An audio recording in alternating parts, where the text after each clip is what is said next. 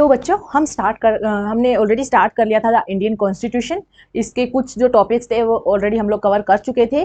जो last topic हमने cover किया था वो देखते हैं क्या था। लास्ट टॉपिक था अपना inter community domination and intra community domination. ये हमारा लास्ट टॉपिक था जो लास्ट वीडियो में हमने डिस्कस कर लिया था। एक बार वापस से इसका रिकैप ले लेते हैं कि इंटर कम्युनिटी डोमिनेशन क्या होता है, इंट्रा कम्युनिटी डोमिनेशन क्या होता है। देखो बच्चों, इंटर कम्युनिटी में क्या होता है, this can refers to one community. यहाँ पे देखो आपको पिक्चर में दिख रहा होगा, यहाँ पे कम्युनिटी ए है एंड कम्युनिटी बी है। ठीक है, क्या है यहाँ पे, क्या है, दो कम्युनिटी है यहाँ पे। ठीक है, एक community A and community B. तो इसमें क्या देखो, एक कम्युनिटी के लोग ज्यादा है, एक कम्युनिटी के लोग कम है, मतलब माइनॉरिटी में है। तो जो ज्यादा है, मेजोरिटी में है, वो क्या करते हैं, डोमिनेट करते हैं जो माइनॉरिटी में है। तो मतलब इसमें क्या हो गया, इंटर कम्युनिटी डोमिनेशन। ठीक है, मतलब अपनी कम्युनिटी से बाहर के जो कम्युनिटी, मतलब दो कम्युनिटी के बीच में इसमें क्या किया गया, डिफरेंस किया गया। ठीक है, दो कम्युनिटी के यहाँ पे कंपैरिजन किया गया। नेक्स्ट है इंट्रा कम्युनिटी डोमिनेशन। इंट्रा मतलब अपनी कम्युनिटी के अंदर ही, okay, members of one community dominating other within the same community. मतलब कम्युनिटी सेम है, सपोज एग्जांपल लेते हैं, यहाँ कम्युनिटी ए है। ठीक है, कम्युनिटी ए में कुछ लोग एक पर्टिकुलर विचार के ऊपर या थॉट के ऊपर उनकी मेजोरिटी में है, बट कुछ लोग माइनॉरिटी में है। तो एक ही कम्युनिटी के अंदर क्या करते हैं, डोमिनेट करते हैं माइनॉरिटीज को। ओके, तो उसको बोलते हैं इंट्रा कम्युनिटी डोमिनेशन। ओके, ये हमने वैसे लास्ट वीडियो में डिस्कस कर लिया था। नाउ स्टूडेंट्स देखो, the constitution usually contain rules that ensure that minorities are not excluded. देखो सिंपल वर्ड्स में समझते हैं क्या बोला गया। इसमें बोला गया है कि जो कॉन्स्टिट्यूशन होता है वो ये चीजें क्या इंश्योर करता है कि कोई भी माइनॉरिटीज में है, भाई देखो जो मेजोरिटी में है वो तो अपने अधिकार वैसे भी ले लेंगे, उनको तो अपने जो राइट्स है वो वैसे भी मिल जाएंगे, बट जो माइनॉरिटीज भी है उनको अधिकार नहीं मिलते, राइट। तो कॉन्स्टिट्यूशन ये उनको क्या देता है, एक सेफ गार्ड प्रोवाइड करता है कि आप लोगों के भी थॉट्स, आप लोगों के भी विचार जो है वो क्या किए जाएंगे, इंक्लूड किए जाएंगे, उनको एक्सक्लूड नहीं किया जाएगा। ओके, नाउ अब देखो एक सिग्निफिकेंट बताया गया कि एक रीजन ये भी है कि जो कॉन्स्टिट्यूशन है वो हमें अपने आप से भी बचाता है, राइट। अब आप लोग सोचे कि मैम ये तो सुनने में थोड़ा अजीब लग रहा है, ऐसे कैसे हो सकता है, हम लोग क्या खुद को हर्ट कर रहे हैं या खुद को परेशानी कुछ दे रहे हैं हम लोग। बच्चों देखो क्या होता है, कभी कभी हम लोग जल्दबाजी में आके कुछ ऐसे डिसीजन ले लेते हैं जो फ्यूचर में हमारे लिए ठीक नहीं होते, राइट।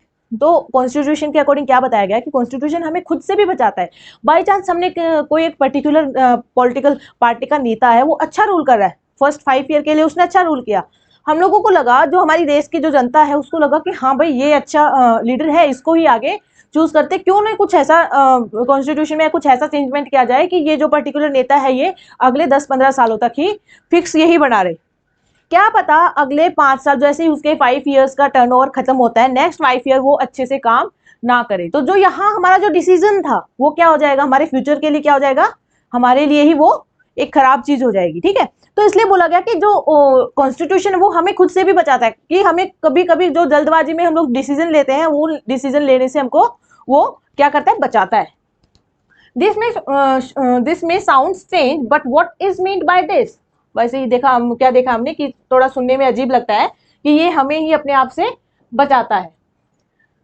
अब देखो डिस्कस कर चुके हैं कि ऐसा क्यों फील होता है, कि हमें कैसे बचाता है, या फिर क्या ऐसा इशू होता है, क्या ऐसे इशू होते हैं जिनकी वजह से हम ये बोल सकते हैं कि हाँ भाई ये हमको अपने आप से बचाता है।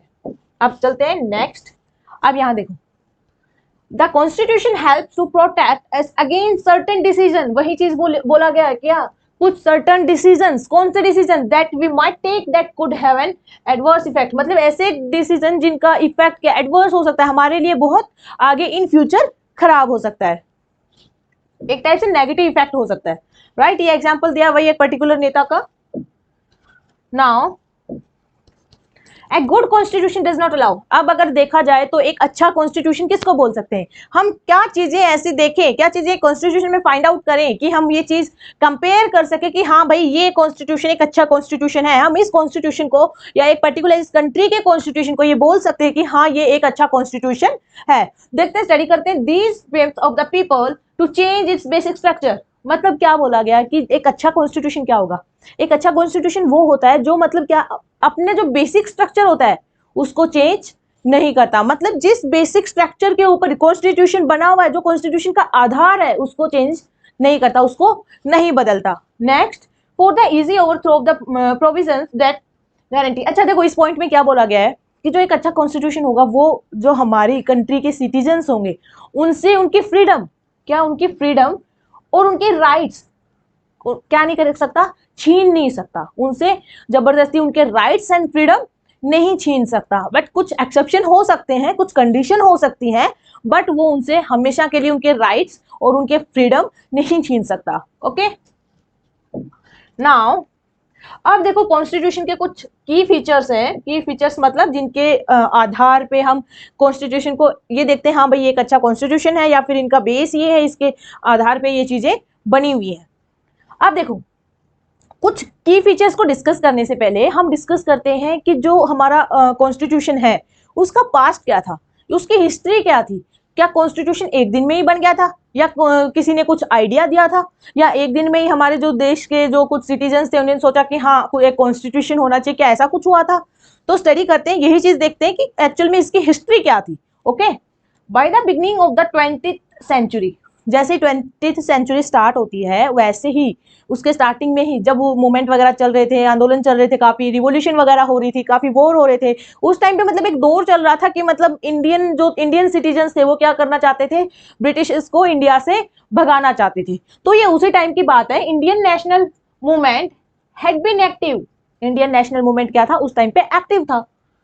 स्ट्रगल फॉर, किस चीज के लिए स्ट्रगल कर रहे थे, अरे मतलब ये हो गया ना, अरे भाई वो मतलब किसी चीज के लिए तो लड़ रहे होंगे ना वो लोग। तो ऐसे क्या चीजें थी जिनके लिए वो लोग लड़ रहे थे। तो देखो, इंडिपेंडेंस फ्रॉम ब्रिटिश रूल, जो 150 ईयर्स से ब्रिटिश का जो रूल चलता आ रहा था हमारी कंट्री पे, उस रूल से क्या चाहिए थे इंडियंस को, इंडिपेंडेंस चाहिए थी कि भाई बस बहुत हो गया, हम परेशान हो गए आप लोगों के रूल से, अब तो हमें अब अपने हवाले कर दो, हम अपना कॉन्स्टिट्यूशन, अपने रूल्स अलग से अपना बनाना चाहते हैं, ना कि आप लोगों के रूल्स एंड रेगुलेशन को फॉलो करना चाहते हैं। उस टाइम पे देखो ना, तो जो इंडियंस थे उनको फ्रीडम मिल रही थी, तो उनके माइंडसेट में एक ये भी था कि भाई हम अगर अपना कॉन्स्टिट्यूशन बनाएंगे तो उसमें एक फ्रीडम ज्वाइन करेंगे। ना उन लोगों को अपने बोलने का अधिकार मिल रहा था, ना वो लोग अपने धर्म को फॉलो कर पा रहे थे। तो ये चीजें जब उनको नहीं मिल रही थी अंडर ब्रिटिश रूल, तो अब वो जब वो अपना कॉन्स्टिट्यूशन बनाएंगे तो ऑब्वियसली वो इन सब चीजों को कहाँ डालेंगे, अपने कॉन्स्टिट्यूशन में। मतलब वहां पे उनको मेन हेडिंग में डाल देंगे ना कि हाँ भाई अब हमको हमारी रिक्वायरमेंट ये है, हमारी सोसाइटी ये चीजें चाहती है, right. Now during the freedom struggle the nationalist had devoted a great deal, अब देखो, of time to imagining and planning. ये एक दिन की बात नहीं थी कि मतलब उनको ये सडनली पता चला हाँ भाई ब्रिटिश जा रहे हैं अब कॉन्स्टिट्यूशन बना देते हैं, ऐसा नहीं था। जैसे ही ये मूवमेंट वगैरह चल रहे थे, ये होना स्टार्ट हो गया था कि हाँ अब ब्रिटिश जाने वाले हैं कुछ टाइम या कुछ 1-2 सालों के बाद, तो उस टाइम से ही जो हमारे उस टाइम पे जो नेता थे, नेशनलिस्ट थे, उनके माइंड में ये प्लानिंग बनने स्टार्ट हो गई थी। उन्होंने प्लानिंग करनी स्टार्ट कर दी थी कि हमें अपना कॉन्स्टिट्यूशन जब बनाना होगा तो उस टाइम पे हमारे आज की जो जनता है, जो सिटीजन्स हैं, वो उनकी रिक्वायरमेंट क्या है, आज वो लोग क्या चाहते हैं, ठीक है। तो वो सारी चीजें वो उस टाइम से प्लानिंग कर रहे थे, जब सारे मूवमेंट चल रहे थे, रिवॉल्यूशन चल रही थी। तो ये सारी की सारी जो इमेजिनेशन थी, प्लानिंग थी, ये उस टाइम से पहले से ही चलती आ रही थी।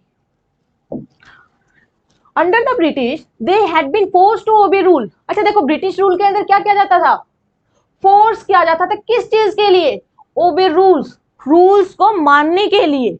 एक तो रूल्स ऐसे हो कि सारी जनता उस चीज पे एग्री हो, राइट, ना कि उनको फोर्स किया जाए। बट अंडर ब्रिटिश रूल क्या हो रहा था भाई, उनको मार पीट के जबरदस्ती उनसे रूल्स क्या करवाया जाए, फॉलो करवाए जाते थे, ओबे करवाए जाते थे, right, that they had very little role in making. और दूसरी चीज, रूल्स बनाने में, अब ब्रिटिशर्स को क्या पता कि इंडिया के जो सिटीजन्स हैं, इस देश के जो लोग हैं, उनकी रिक्वायरमेंट क्या है, वो लोग क्या चाहते हैं हमसे, राइट। वो तो अपने मन मुताबिक जो उनको रूल बनाने थे वो बना देते थे, बस उनके ऊपर थोप देते थे अब तुम लोगों को ये सारी चीजें माननी है। वो डिसीजन मेकिंग जो प्रोसेस होती थी या रूल मेकिंग जो प्रोसेस होती थी, उसमें किसी भी इंडियंस को इंक्लूड नहीं करते थे। करते भी तो इक्का दुक्का, क्या बोला गया, वेरी लिटिल रोल, ठीक है, इक्का दुक्का लोगों का ही रोल उसमें होता था, राइट। और वो इक्का दुक्का भी ऐसे लोग थे जो मतलब हाई एजुकेटेड थे, जिनको कंट्री की पूरी सिचुएशन, लोगों की पूरी कंडीशन क्या थी उस टाइम पे, वो सब उनकी नॉलेज में नहीं थी। Now the long experience of, अब देखो इस चीज में क्या बोला गया है कि जो कॉलोनियल स्टेट था, हम लोग ऑलरेडी देख चुके हैं कॉलोनियल स्टेट क्या होता है। India should B democracy in which everyone should be treated equally. क्या चाहते थे उस टाइम पे?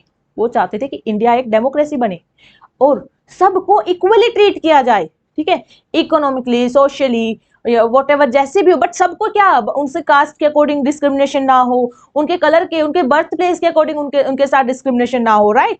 तो क्या चाहते थे कि India should be a democracy, India एक डेमोक्रेसी होना चाहिए, and everyone should be treated equally, और हर एक को इक्वली ट्रीट किया जाना चाहिए। Be allowed to participate in government. Next क्या बोला कि जब गवर्नमेंट बनती है, इलेक्शन होते हैं, तो इंडियन सिटीजन्स का भी उसमें क्या होना चाहिए, रोल होना चाहिए, उनको उस प्रोसेस में क्या करना चाहिए, इंक्लूड करना चाहिए। Okay, now what remain to be done then was to work out the ways in which, अब देखो रूल्स क्या थे, democratic government would be set up in India and the rules that would determine its functioning। क्या बोला कि ये बोला गया कि ठीक है, एक डेमोक्रेटिक गवर्नमेंट क्या सेट की जाएगी इंडिया में, ओके, एंड जो रूल्स हैं वो उसके अकॉर्डिंग सेट किए जाएंगे। Now this was done not by one person but by a group of around 300 people who become members of the Constituent Assembly in 1946। क्या बोला गया है इस चीज में, इस लाइन में क्या बोला गया है, ध्यान से सुना। बोला गया कि ये कोई एक दिन की बात तो थी नहीं कि एक बंदा आया और उसने एक दिन में ही कॉन्स्टिट्यूशन बना दिया, राइट।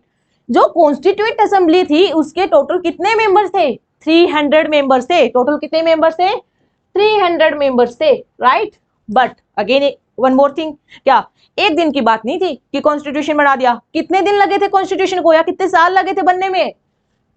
1946 से स्टार्ट हुआ था 1949 तक, ऑलमोस्ट 3 इयर्स का टाइम इसमें लगा था। वो मेट पीरियडिकली, अच्छा वो लोग मिलते कब थे, टाइम टू टाइम लोग मिलते रहते थे, कब तक, नेक्स्ट 3 इयर्स, जब तक इंडियन कॉन्स्टिट्यूशन कंप्लीटली बन के रेडी नहीं हो गया। अब आप लोगों के माइंड में एक क्वेश्चन आ रहा होगा, ऐसी क्या सिचुएशन या कंडीशंस थी जिसकी वजह से इंडियन कॉन्स्टिट्यूशन को बनने में 3 साल लग गए? भाई वो लोग ऐसा क्या काम कर रहे थे कि उनको 3 साल लग गए? वो तो बहुत एजुकेटेड लोग थे, राइट, तो उनके तो एक आधे साल, ज्यादा से ज्यादा हम लोग बोल सकते हैं 1 साल का काम हो सकता है। स्टूडेंट्स देखो, ये चीज ऑलरेडी डिस्कस कर चुके हैं।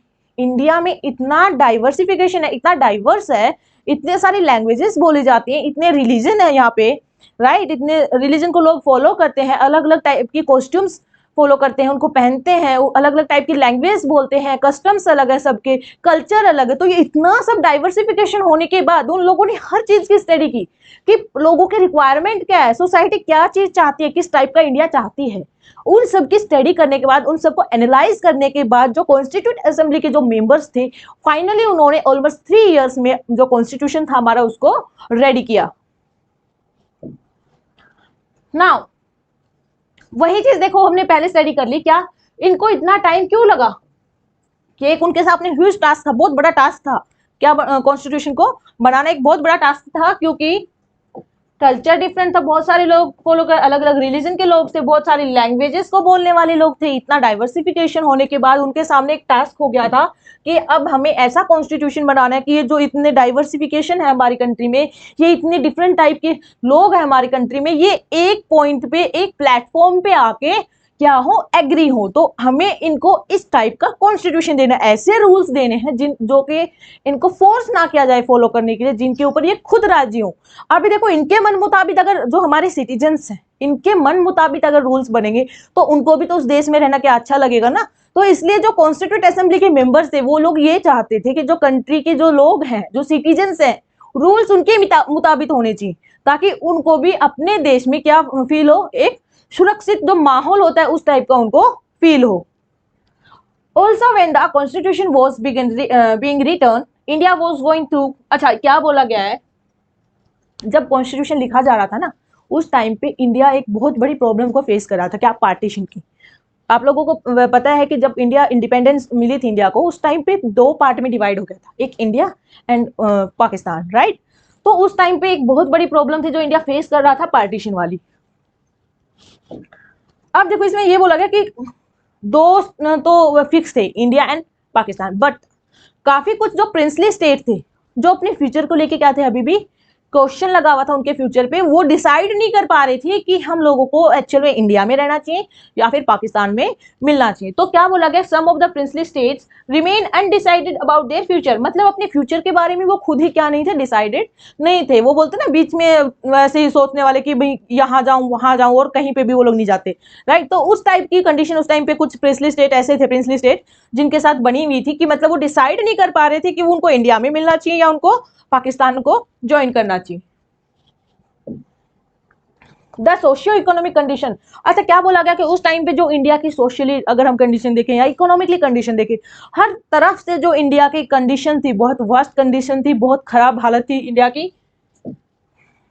All of these issues play on the mind of the members, क्या बोला गया, ये जितने भी इशू थे, ठीक है, जितनी भी ये प्रॉब्लम्स, ये सारी की सारी प्रॉब्लम्स क्या जो कॉन्स्टिट्यूट असेंबली के जो मेंबर्स थे, राइट, उन मेंबर्स के माइंड में थी कि हमें ये प्रॉब्लम्स भी देखनी है, क्योंकि हम ये नहीं कि कुछ भी रूल्स बना दिए, क्या पता हमारे जो देश के लोग हैं वो इसको फॉलो ना कर पाए, उनकी कंडीशन और वर्स्ट हो जाए, कुछ ऐसे रूल्स हो जाए कि उनकी जो हालत अभी है सोशली और इकोनॉमिकली वो और ज्यादा खराब हो जाए, राइट। तो ये जो सारे के सारे इश्यूज थे, इन सब की इश्यूज के क्या थे, माइंड में थे, किनके, जो कॉन्स्टिट्यूएंट असेंबली के जो मेंबर्स थे उनके माइंड में, जब उन्होंने क्या किया, ड्राफ्ट किया हमारा कॉन्स्टिट्यूशन।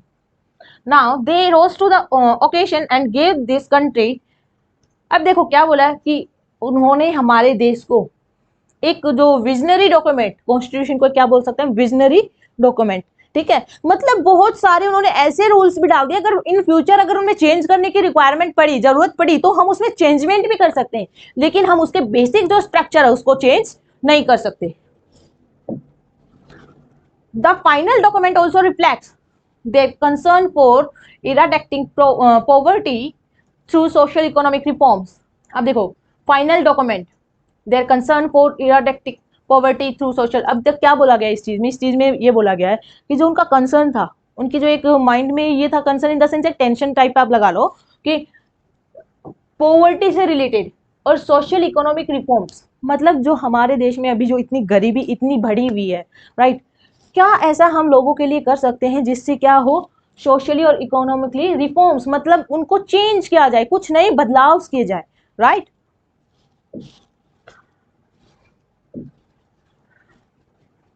अब उन्होंने देखो क्या किया, जो उनके कंसर्न थे उनको क्या करने की कोशिश की, उन्होंने बैलेंस करने की उन्होंने कोशिश की। Commitment to transforming independent India into a strong democratic society, और उन्होंने कमिट किया इन द सेंस मतलब प्रॉमिस किया कि हम जो इंडिया को किसमें कन्वर्ट कर देंगे, एक इंडिपेंडेंट इंडिया एंड स्ट्रॉन्ग, जो अभी पूरा उथल पुथल हो रखी थी देश में, पार्टीशन हो रहा था, लोग इधर उधर भाग रहे थे, लोगों की इकोनॉमिकली सोशली जो कंडीशन इतनी वर्स्ट हो रखी थी, तो मतलब एक मेंटली भी लोग क्या थे उस टाइम पे, वीक हो रखे थे। तो उन्होंने बोला कि हम लोग प्रॉमिस करते हैं हम इंडिया को एक independent India and strong and democratic society में कन्वर्ट करेंगे। ओके, तो ये उस टाइम पे जब कॉन्स्टिट्यूशन बिल्ड किया गया, बनाया गया, तो उस टाइम पे ये जो एक हमारे देश की जनता से कॉन्स्टिट्यूट असेंबली के द्वारा क्या प्रॉमिस की गई बातें, कुछ बातें थी, राइट। नेक्स्ट वीडियो में हम पढ़ेंगे कि जो मेन फीचर्स, क्या क्या फीचर्स हमारे कॉन्स्टिट्यूशन में डाले गए हैं उनको डिस्कस करेंगे, जो कि एग्जाम पॉइंट ऑफ व्यू से इंपॉर्टेंट है। Thank you so much students.